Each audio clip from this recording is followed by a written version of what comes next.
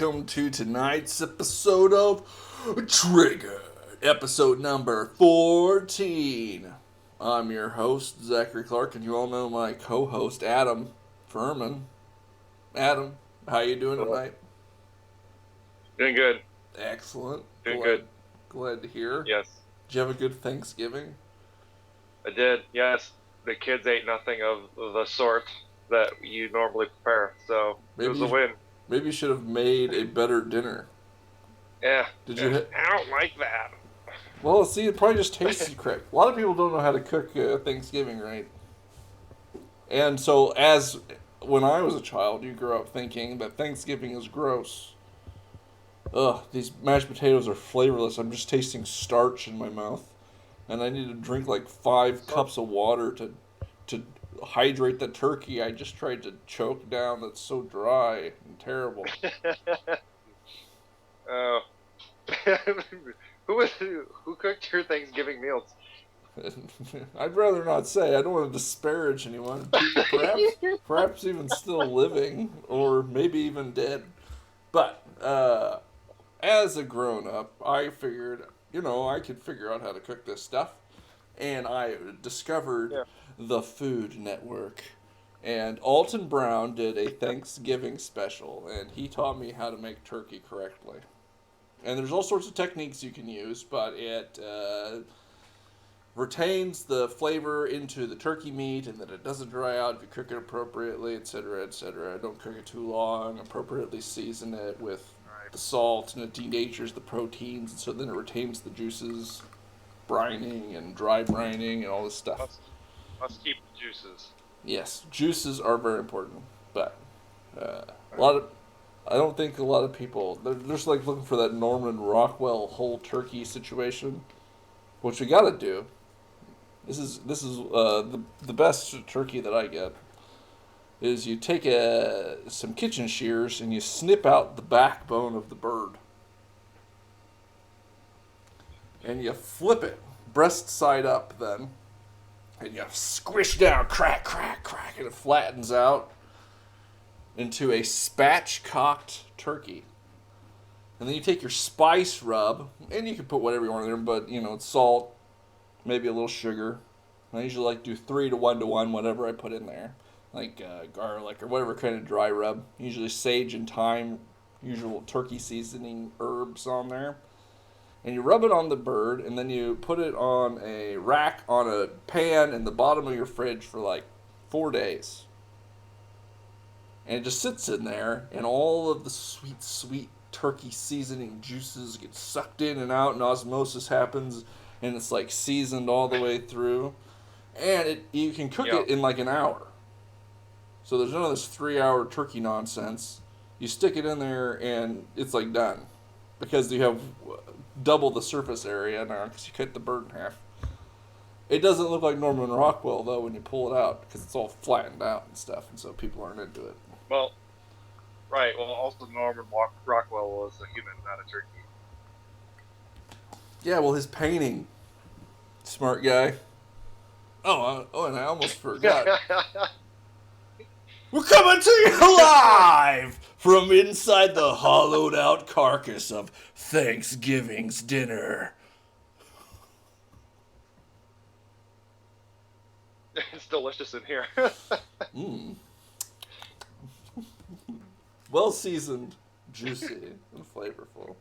Oh gosh, the stuffing's coming in. No.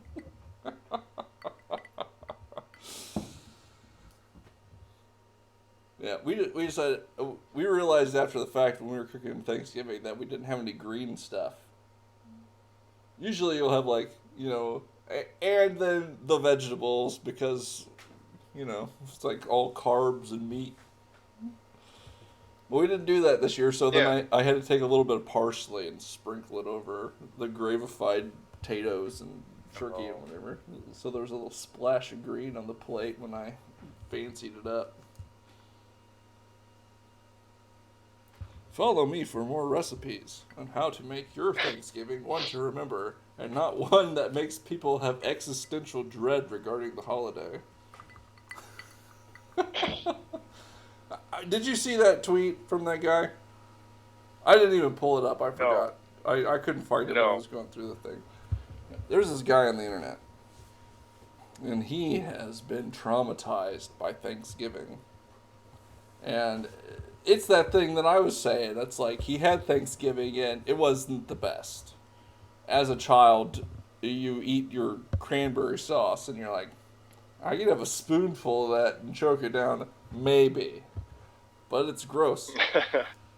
And Yeah. so so you eat Thanksgiving dinner and you hear everybody say, "Oh, this is the best ever," because they're being polite and whatever. Maybe they liked it. Maybe they've eaten cardboard all year and this is the best thing they've had.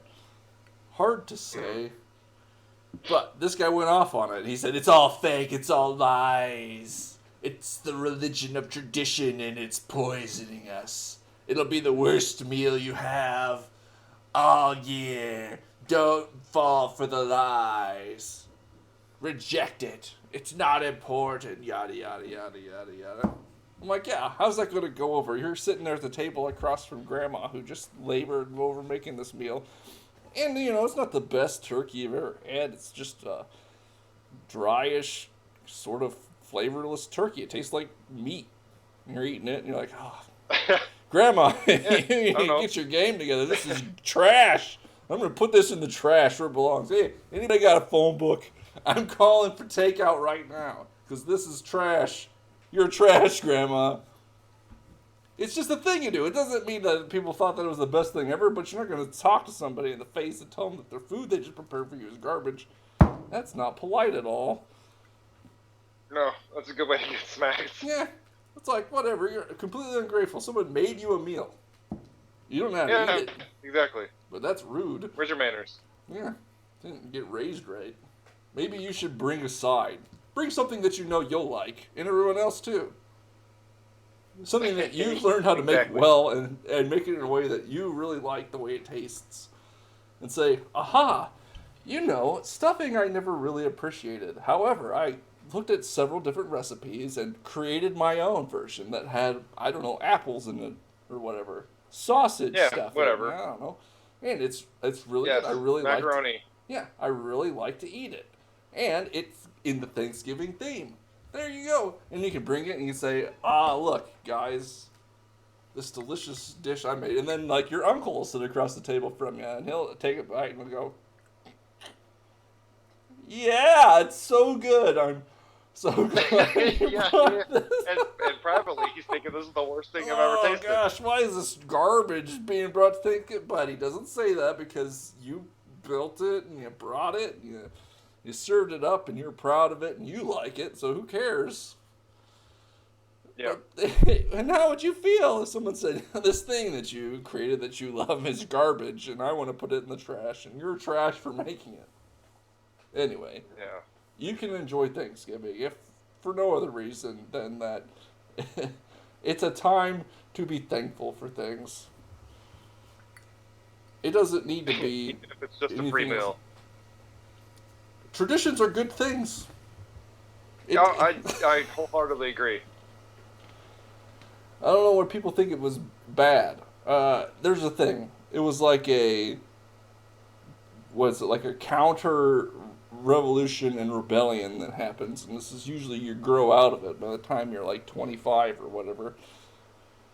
But you're a child, and things are the way they are because you just get told. It's just the way it is, kid. Get over it. And you're like, nah, I know better than everybody else in hundreds, if not thousands of years of tradition on how to do things. I'm going to do it my own way, which is better. You're naive teenager. Yeah. All right, here's the deal. Here's the deal, teenager. You're part of that culture. If there's parts of it you don't like, you know what you can do. You can influence it and change it, but you shouldn't dismiss out of hand something because either you don't understand it completely, and you probably don't because you're an idiot child.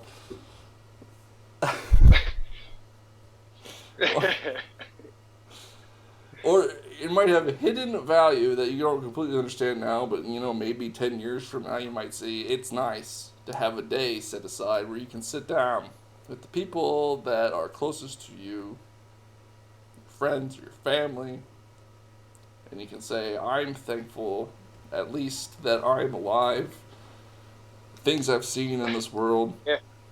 that I get to taste life again. Every breath I take of the good air is a blessing upon me. And, actually have some gratitude inside of you for just a moment, maybe. Yeah, 3 to 5 minutes. Yeah, that's all it takes. 3 to 5 seconds, that's all it takes. Next thing you know, you appreciate your life.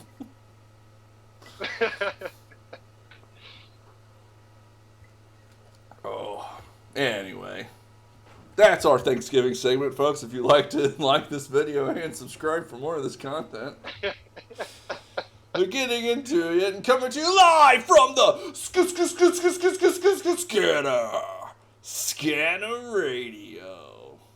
There wasn't much on the old scanner that I saw this week, but I did see this interesting one, and chivalry has died in Quincy. Oh, no. 6th and Broadway. A male stopped to help a female with a flat tire and stole her cell phone and wallet. QPD in area Oh, no. was last seen running west on foot. Oh, ma'am, are you in distress? Looks like you may have you tried got... calling AAA? Here, let me take your phone for you. Oh, I'll just call. I have AAA. I'll call. Let's say it's my car. Let me see your phone. Could you unlock it, please? Yeah, my phone's dead. My phone's dead. Yeah, no.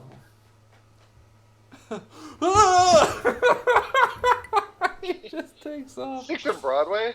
Oh, yeah. That's right across the street from the police station. Yeah. Brazen. It was a bold move. It was in the afternoon.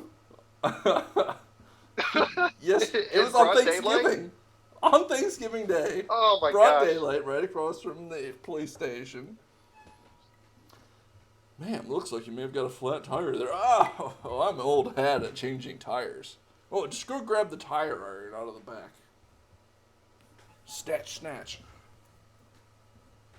And he goes over to his junkie friend who sells him the drugs, and he says, "Okay, I got a wallet, and it's got like no cash in it, and some credit cards and stuff that are canceled already. But you have some time because I also got her cell phone. She couldn't call the bank right now, and it's a holiday."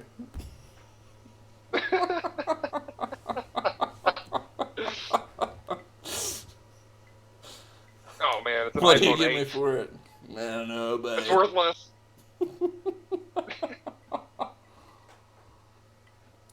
Oh, that's a poor thing to happen to somebody on Thanksgiving Day, though. Yeah. More than ever, that person needs to take a moment to think about what they're thankful for. Really reflect on it. Zach. It's like old Job. He led a godly life, and then, had the world fall down on his head. And it wasn't That's because an understatement, yes. It wasn't because he was a bad guy or did anything wrong. Things just happen. No. He said he was righteous. That's correct. We'll see how righteous he is, God. This was the devil. We'll see how righteous he is. All you gotta do is take away from him his wealth. It's like a bad Marlon Brando. Marlon Brando would have been a fantastic devil. He would have been.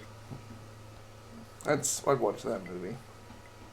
Who knows? Maybe it made. I'm not familiar with his entire filmography. Could be Marlon Brando. They'll have played like the devil. a deep fake of him now. Get me the Brando estate. I've got an idea for a film. He's like in the tux. He's like,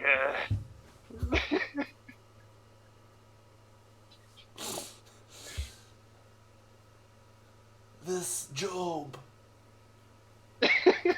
He isn't what you say he is.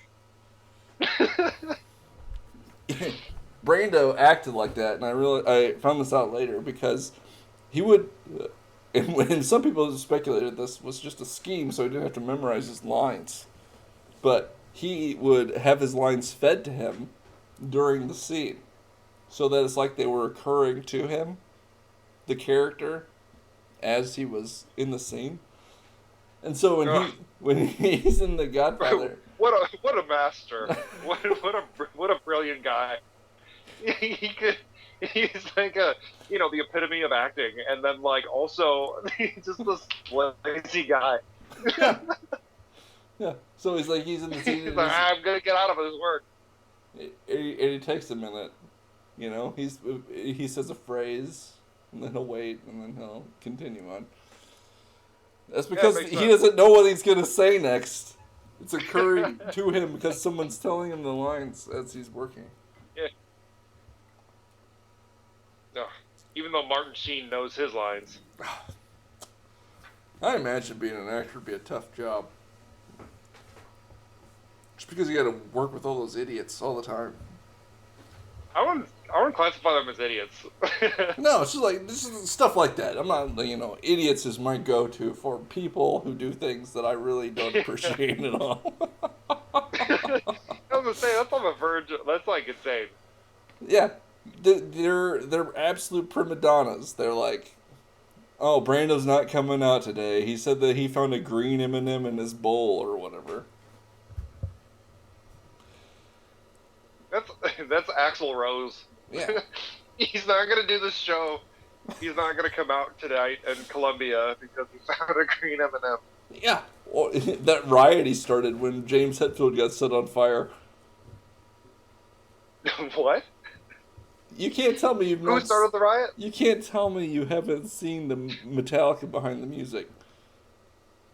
We didn't start the fire. Oh my god, you have not. Oh, hey. Roast Adam. Roast Adam in chat. If I did, it was like 15 years ago.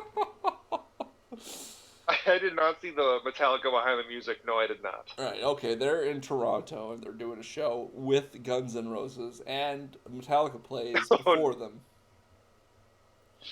Metallica's playing Fade to Black, and they have pyrotechnics set up on stage, and James Hetfield steps too close and one explodes on him and sets him on fire. He still has scars on his face to this day. Yeah, Michael Jackson style. Yeah. So they're like, oh my gosh, we can't play anymore. James just got lit on fire. And Axl is sitting in the back, drinking a martini and smoking a cigarette, and he's like, no, we can't go on tonight.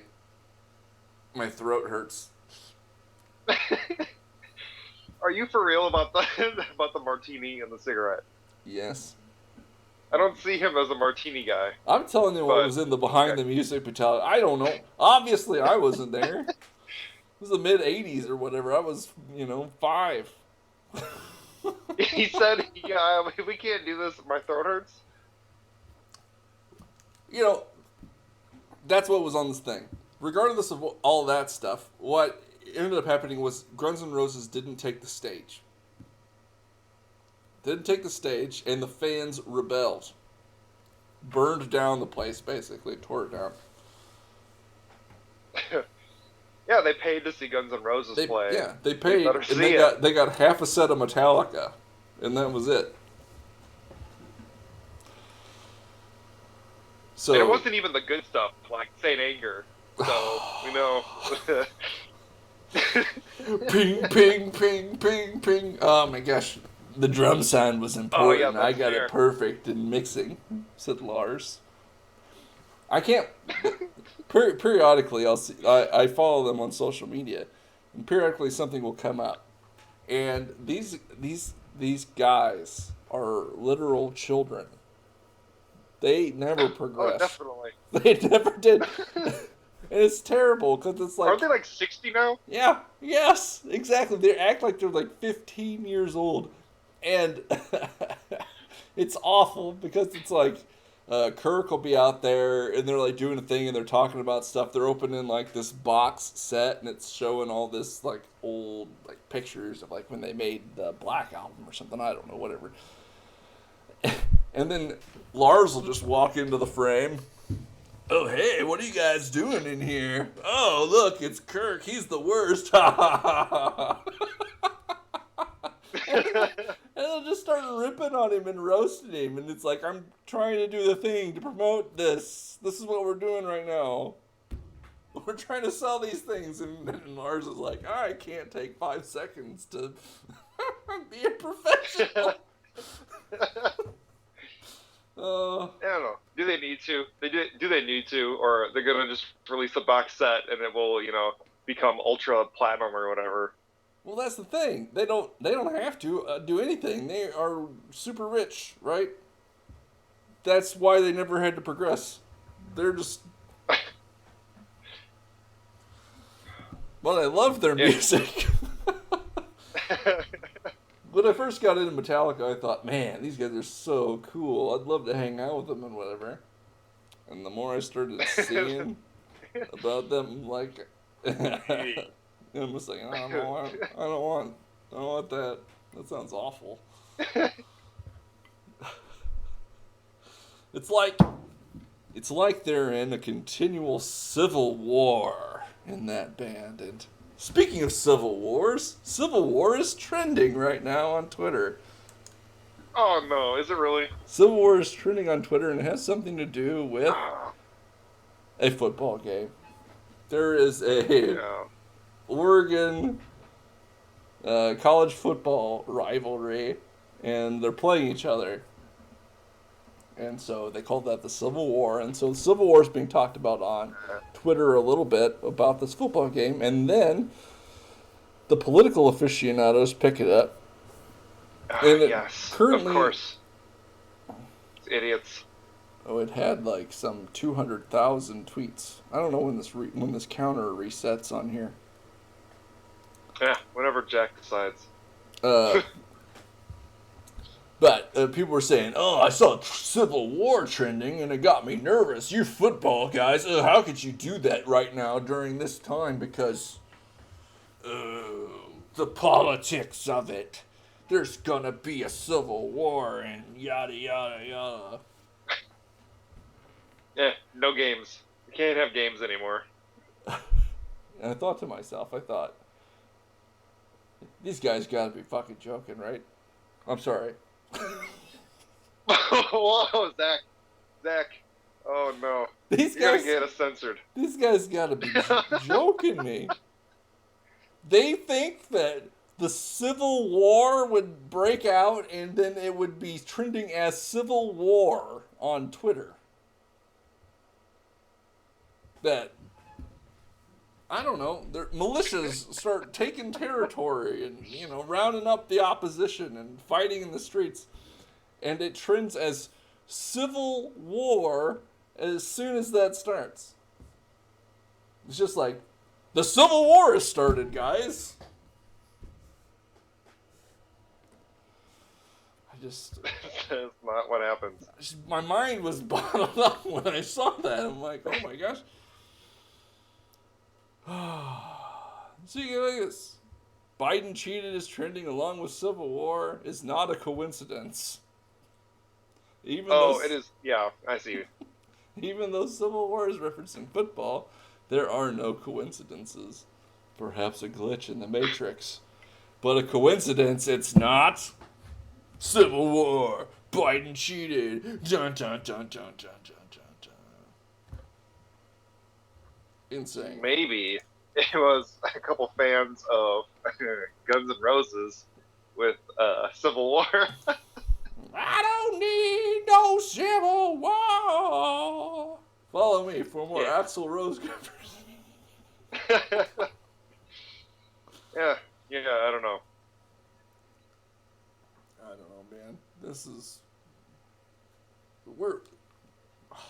I just don't even know what to say.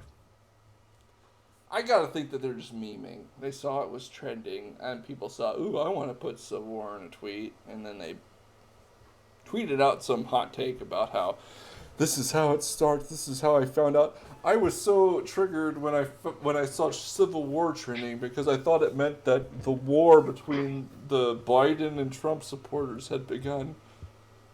It's not how it's going to turn out, anyways. No. If it were to, that's not how it works. Yeah, the first thing that would happen is that Civil War, the hashtag would be trending on Twitter if Civil War started. Adam, obviously. God, what do you think That's this not is? how. Oh my gosh, look at how civil unrest and armed conflict within nation states happen, and you can see how that's not. It's not like Fort Sumter, the cannons fire. It's like Civil War started. War. Yeah. Like it would immediately be called Cromwell, a English Civil War. I don't know. Francisco Franco comes in and, hey guys, we're going to start a civil war.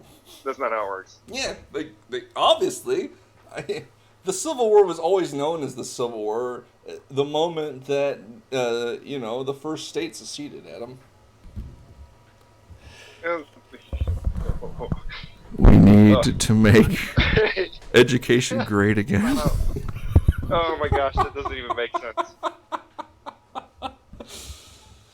Fort Sumter was fought upon newspapers. The Civil War has begun, everyone.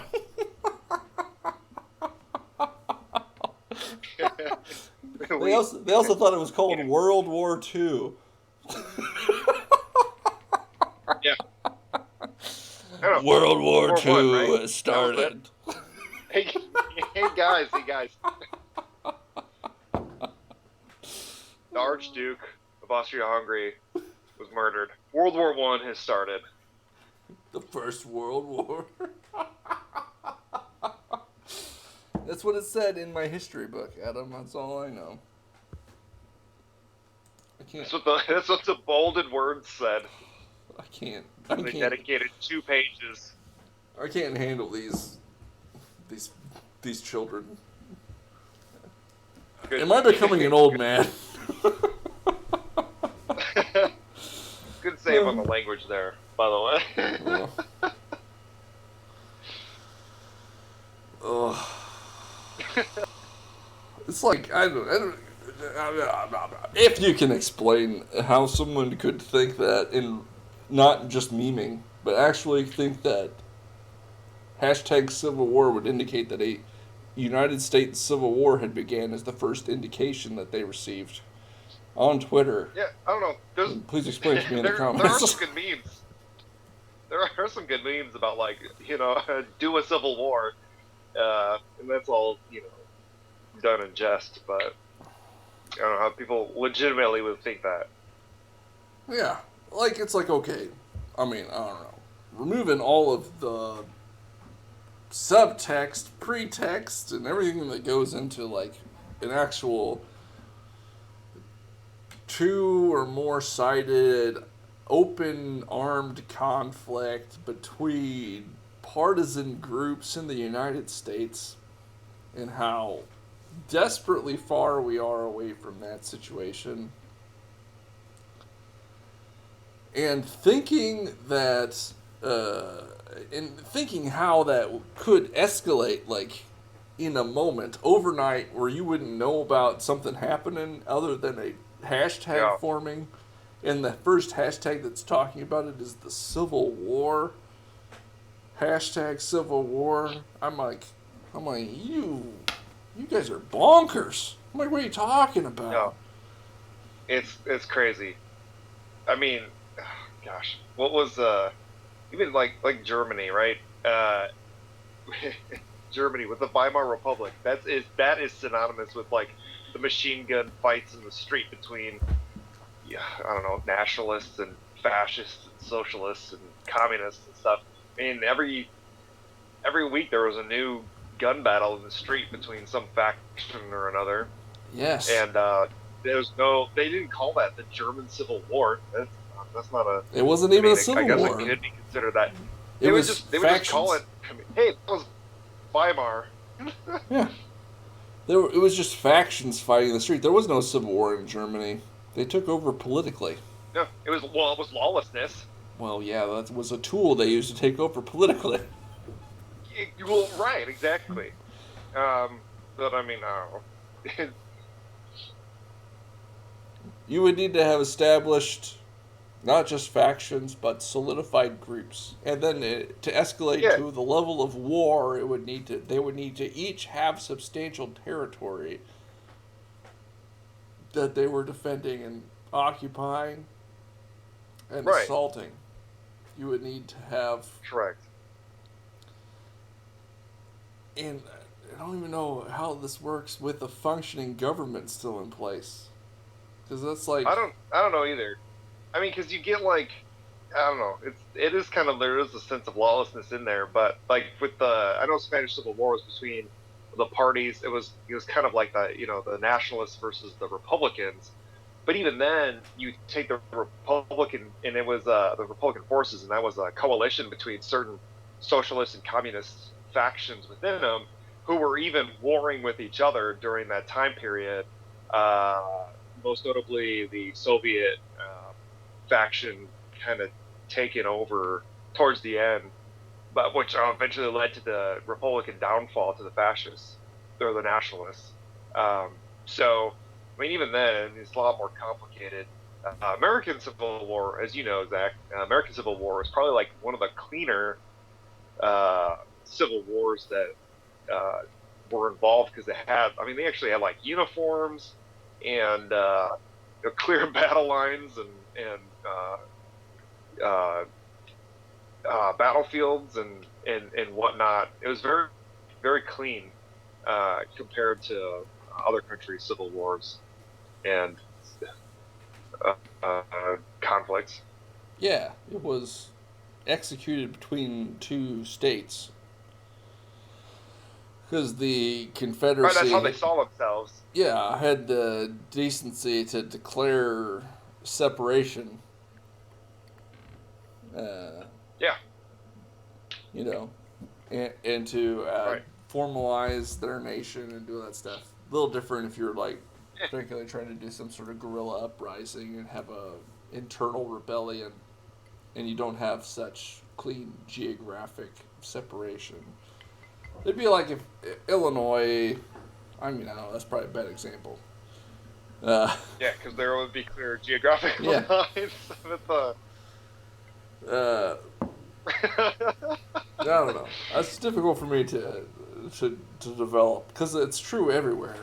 But like if you tried to take the entire United States right now and separate it into blue tribe, red tribe, and say those are the factions and the upcoming hashtag Civil War, I'm like, I don't know. There's like enclaves. Then there's no, you know, clear geographic separation between what would be Yeah, blue and what would be usually red.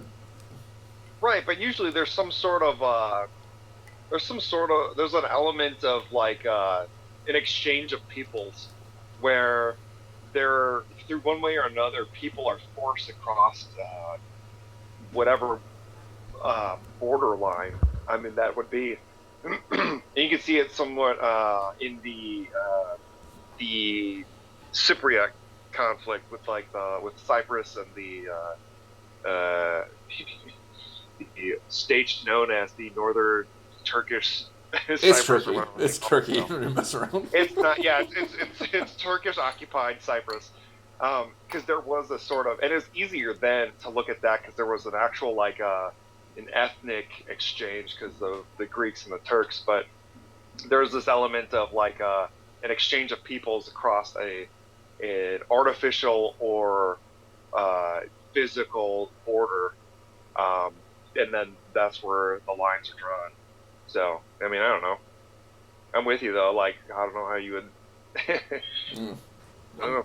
I don't know. I'm bottled. Anyway, if you can explain this to me, anyone out there, anybody in the universe, about how someone could seriously think that hashtag Civil War was the the shot on Fort Sumter that made people think that there was a literal civil war occurring, then you maybe you're a better man than me because I can't puzzle it out. But there is a literal civil war happening in the world, and it is happening between Azerbaijan and Armenia.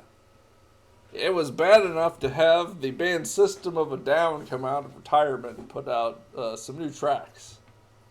They were Oh my okay. gosh. I looked them up. No. No. Oh my gosh. But Why'd they leave the keys up on the table? if you go create another fable, you wanted to. Anyway, I don't know. I can get into System of a Down a little bit. But Azerbaijan and Armenia have recently came to some sort of ceasefire agreement brokered by Russia.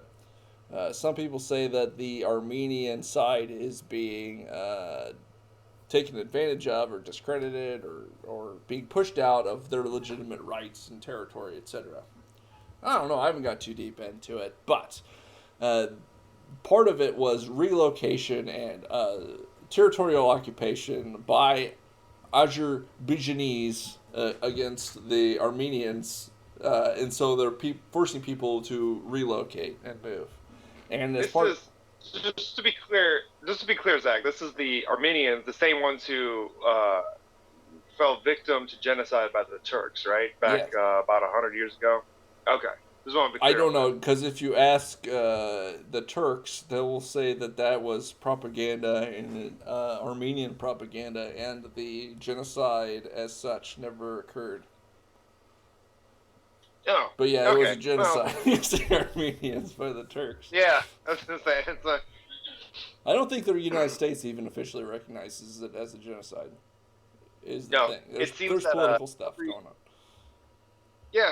I saw something about every presidential candidate talks about it, and whatever, and then they get to become president, and they never officially recognize that the Armenian genocide actually happened because of there's NATO and all these other implications. But yeah, I don't know. We got nukes in Turkey right now. I don't know. Killed millions of people based on their ethnicity. It sounds like a genocide, but what do I know? It wasn't because of that. It was because of other reasons that just happened to coincide with their ethnicity, Adam. Come on. Yeah, they were selling. Yeah, they were traitors to the Central Powers or whatever they claimed. World War One. I don't know. I've not gotten into it. Again, if you want to explain the Armenian genocide to us, feel free to launch into it into the comments below. But so people think that they're getting the shaft for this. Yeah.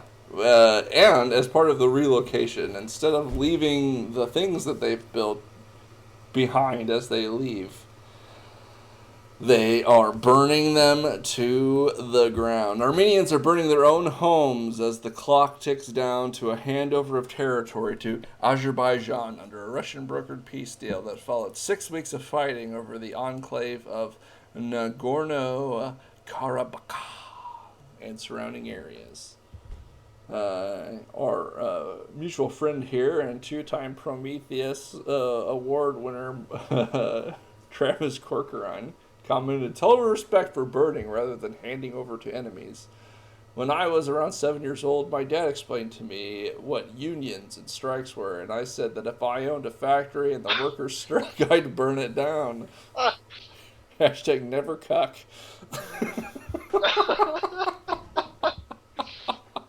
Oh, yes. Yeah. And so, I think I completely understand the sentiment. And then we had this comment down below, and I completely related to it. And it says, a friendly tax rep from the state of Oregon said they would seize my car if I ever drove through Oregon to pay a $2,000 tax debt they trumped up. She was upset when I said no tow truck operator was going to hook up a burning car. And I'd rather see it destroyed than be stolen. It was good. Yeah. I don't remember why or when authoritarians thought that it would be easy to force people to conform to their tyrannical rule. Because this is exactly what would happen. This is the real hashtag civil war that would happen if a true authoritarian state came into being. eventually, I don't know when the last time you read the Declaration of Independence was, but it stated some inherent truths in being a human being. Eventually, it becomes too much to bear. You can't anymore. You're just done. You don't care anymore what they do to you. You're burning it down. And, they can try to sift something out of the ashes if they want, but they're going to have to sift it out of the ashes because I'm burning everything to the ground if they want to try to take it from me anymore. I'm done. And this is exactly what would happen. The tyranny becomes too much, and the oppression becomes too much for a amount of people in general to stand. And then they say, enough's enough, buddy. Get going. Yeah. Because we're fighting to the last man. And if you would like to have this scorched earth when we're gone, then you can keep doing that. But we're done here. And so that's when I think these hashtag Civil War types just don't understand what's going on. They don't know. I don't know if they've never thought about it or they've never read a book in their lives. Never read a book. But it's like, think about it for a second. What does that mean? People, regular people, because this isn't going to be some organized military thing or whatever, and there's going to be like 5 guys or whatever. It's going to be your neighbors and you decide that whatever's happening has gotten too much, and you can't abide it any longer. What would that look like? What would have to happen to you and your neighbors in order for you to rise up together and form an armed group and go out and march down the street and say, no more, friends. This is enough of whatever it is. I don't. Whatever your issues Oh my are. gosh. Oh. Now think about that and put it in that context and then say, when does the hashtag Civil War happen? I don't know. It's not because Trump was mean to journalists or made fun of somebody on the TV. No, not at all. Oh, we don't call on activists. Oh my gosh! I can't believe you said that. Mike Pence came out and he didn't even answer questions. He just gave a statement. This is totally outside of the norms.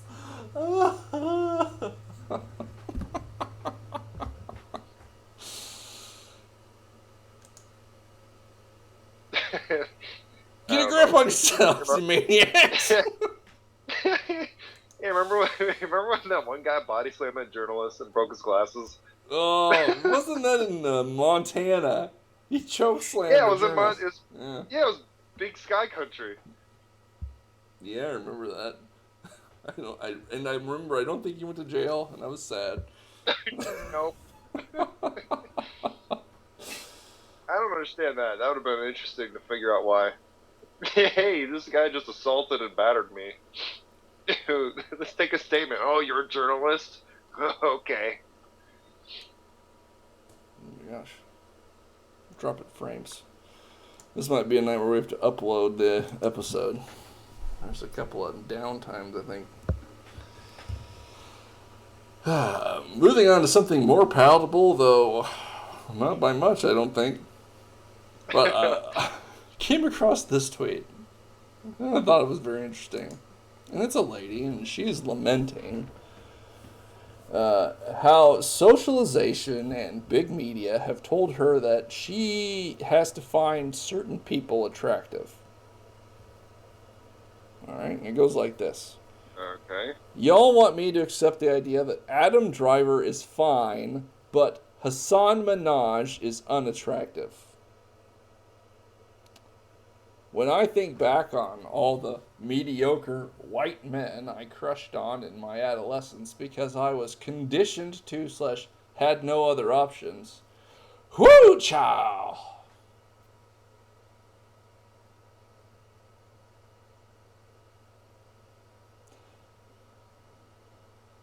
So I'm trying to break this. I don't know what that means. I don't know. I was trying to break this down in my mind. I couldn't completely get it. And so I scrolled through, maybe there's an explanation down below, and I saw something I thought was a little funny. And it was, Somebody said, this guy keeps getting cast in movies as a heartthrob. I feel like Hollywood is effing with us. And, yeah, I mean, I can see it. This guy's not my idea of a heartthrob either. But this are is... they talking about him, or are they talking about Adam Driver? That guy, I don't know. That guy in the GIF, I don't even know who that guy was. But he wasn't a good-looking guy. This is Hassan Minaj. So anyway, the lady says, if you're trying to get me to accept the idea that Adam Driver is fine, but Hassan Minaj is unattractive, laughy, cryy face. And then I look at Hassan Minaj and I say, all right, if I was going to go to bed with a guy, and I was being picky.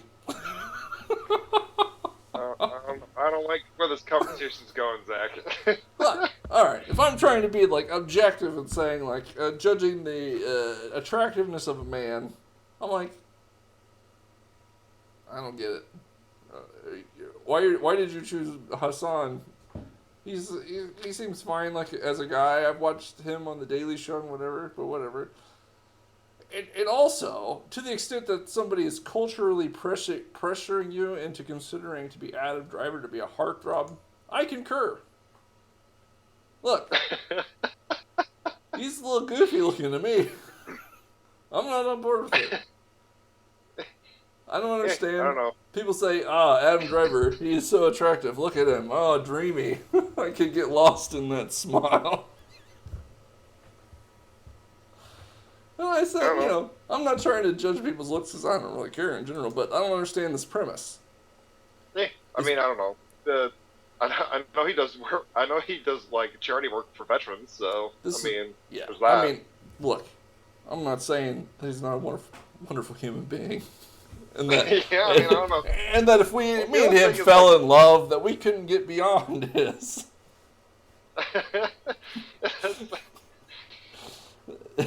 Beyond things and fall in love on a deeper level. And I'm not going there.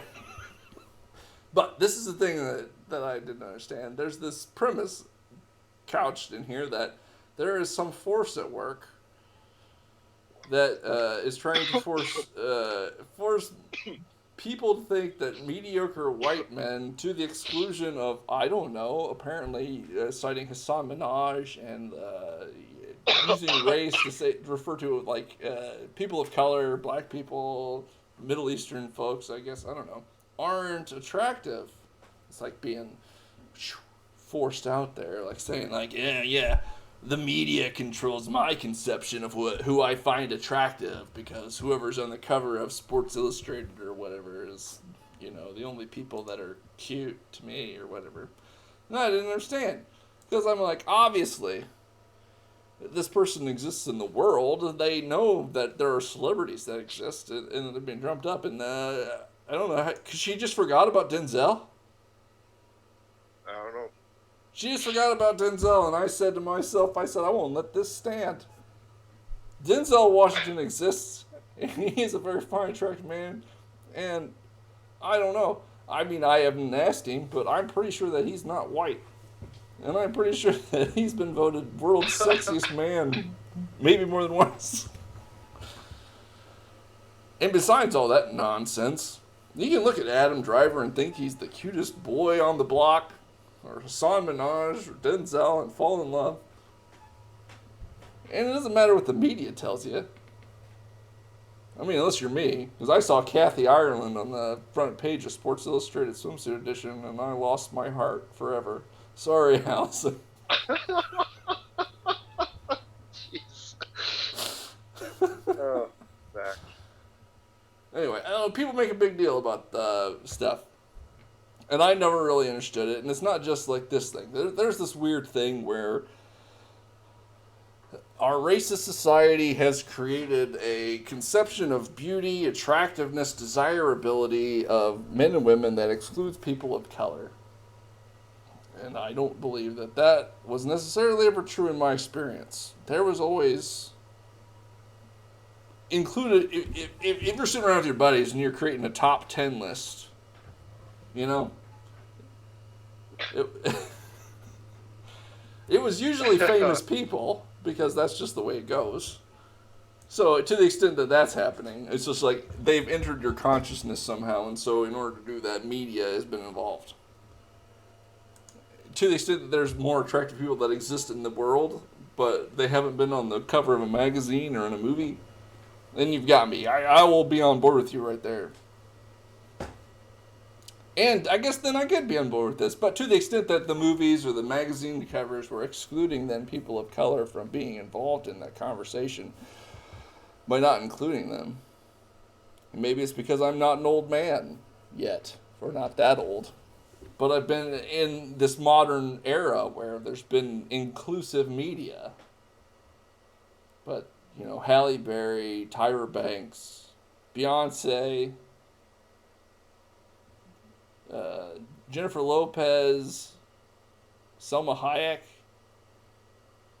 I don't want to forget any of my childhood heartthrobs here. I was gonna say you are dating yourself there, Zach. Yeah. What are you trying to say? Are you saying that these aren't attractive women anymore, Adam? Oh my gosh.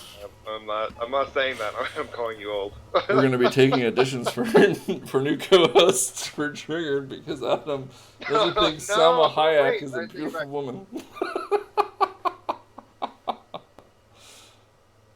But it's not just attractiveness in that, but it's the same. They try to say the same thing for protagonists in films and stories. They don't look like me, and I can't relate to them. These sorts of things. There aren't enough female protagonists in stories for young girls to relate to. There aren't enough black protagonists or admiral characters in film and books for black people to relate to, and these sorts of things. And I'm like, I've seen films where there have been female protagonists and non-white protagonists, and I didn't have any trouble relating to them in the context of the story, etc., etc. So I don't completely understand this, or why that the race of the person or their gender excludes you from being able to form that bond to them for the purpose of the media that you're ingesting, to be able to relate to them on a human level. I don't. Right. It'd be like if I saw the protagonist in that story was a blonde and I have brown hair. I just can't relate to somebody who has blonde hair. I see it on about that level for a lot of things. It's that level of absurdity to me. I just don't understand. I'm like, okay. But they're a human being, right? Well, yeah, but people are fundamentally different based on their race, I guess is the thing that they're saying. I don't understand. I don't know what that. No, the reason why you relate to the protagonist is because because of their current actions or their past actions, and then also their the dreams and aspirations, like what their mission is in that version of the media. It's something that you can relate to. I can relate to getting the girl. I can relate to slaying the bad guy or shooting the bad guy. I can relate to conquering my fear. Doesn't matter what that fear or what the bad guy is in that. But that's where the relatability comes down to. I mean, you can play with it and do with like what I would call like the sliders for like theme and what that specific bad guy is. Be it an actual literal monster or be, a bully on your block. But it's all about like the relatability is the core human emotions that the protagonist experiences. No, fundamentally different based on race or gender. That's what I go. Zach. Look, I don't believe it. That's just what the people in the public are trying to tell me, not the least of which people who were looking at the election results and saw that the Vietnamese population came out and supported Trump. Oh, why would well, that's interesting. Yeah. Vox did a story, and apparently the demographics on the election results showed that, and if I can find the thing. Here. some Asian groups. I don't know, demographics, Asian groups, Asian Indians, 65% Biden, Japanese 61, Koreans 57, Chinese 56, Filipino 52, and then the Vietnamese only 36% supported Biden and 48% supported Trump. And instead of saying, hey, maybe all Asian people aren't the same, or maybe all There's one for you. maybe all non-white people, however we define that, aren't the same, and they should Oh, man. monolithically support Biden or Democrats. They said that from my reporting on immigrant Asian communities, I found that some Vietnamese immigrants who might not understand the nuances of racism in America. It's not that they voted for the person that they wanted to win, they just didn't understand, Adam. These people were dumb. I feel like that's interesting. Sheltered. On a couple levels. Don't have because agency. The majority of They were lied to and Oh, my convinced. for goodness. Oh my gosh.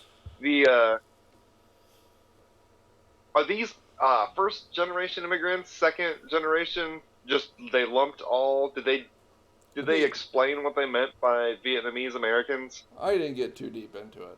On the surface Yeah, okay. level, what I'm saying is, there's a weirdness. There's a reason why there is a there's the group of Vietnamese Americans that are over here in the United States are over here for a very clear political reason.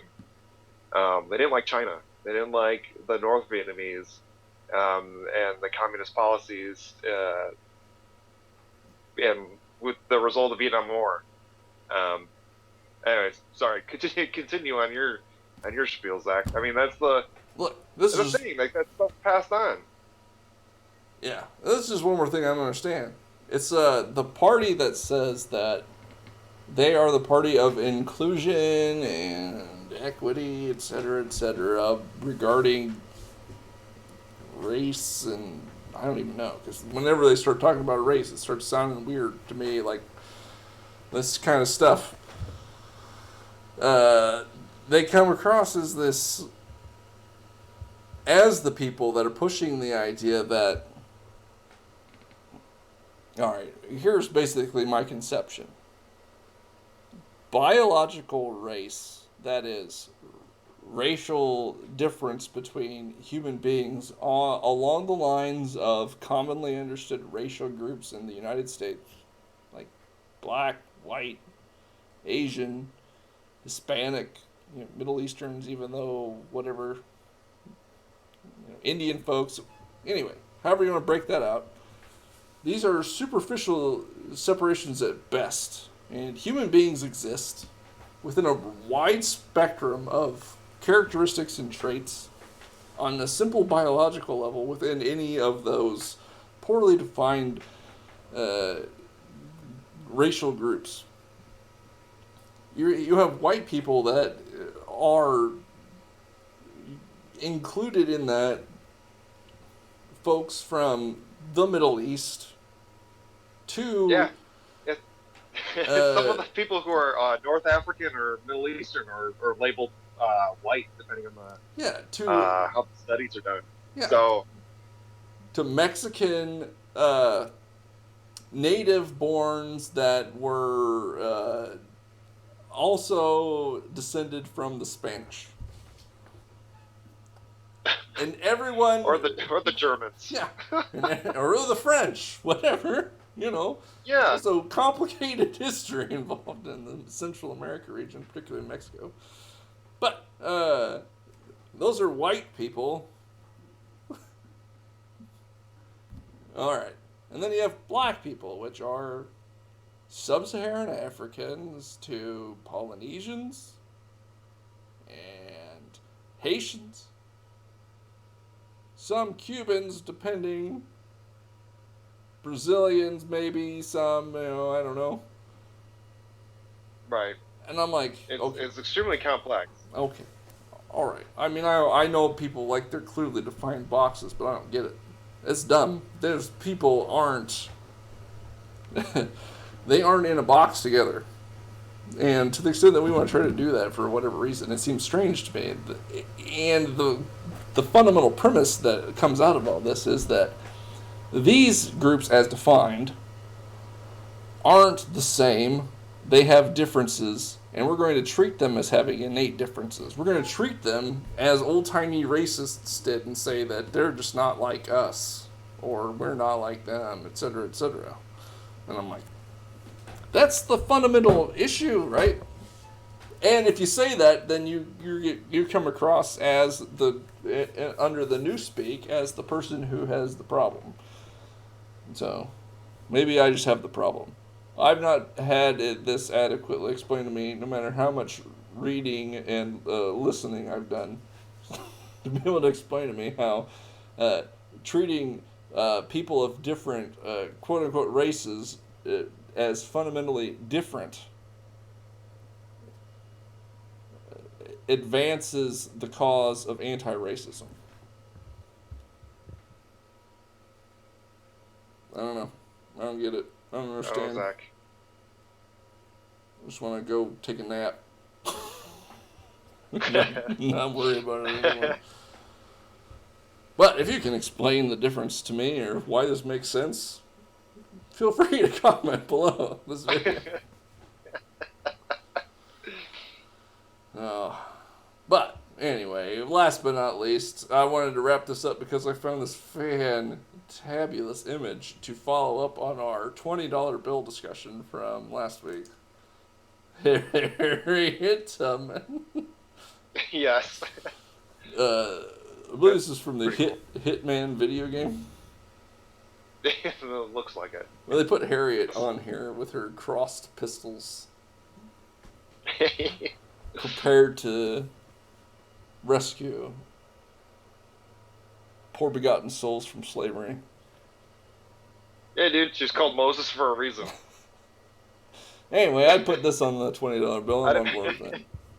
We need to send a letter to the Treasury. That would be pretty cool. Anyway, that's our show for you folks this evening. Please like this video, and if you aren't already, subscribe. You can follow us on Twitter. We have our Twitter handles below and the Triggered Media Twitter handle right down there.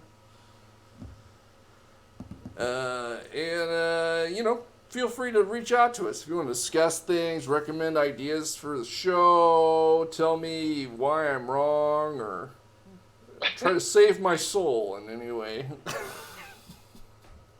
There you go. But, Adam, did you have anything you wanted to promote? This Blackest of Fridays? Yes. Oh, definitely. This week, my novel Collateral Damage is on sale for 99 cents. So, if you want a thrilling novel with giant monsters and giant robots for less than $1, pick it up on Amazon. 99 cents. Pretty good. Excellent. Link below. Buy that book. It's very good. And you won't regret it. But that's our show for tonight, folks. We hope that you have a wonderful evening, had a great Thanksgiving, and we will see you next week. Same Triggered time, same Triggered channel. Take care, folks.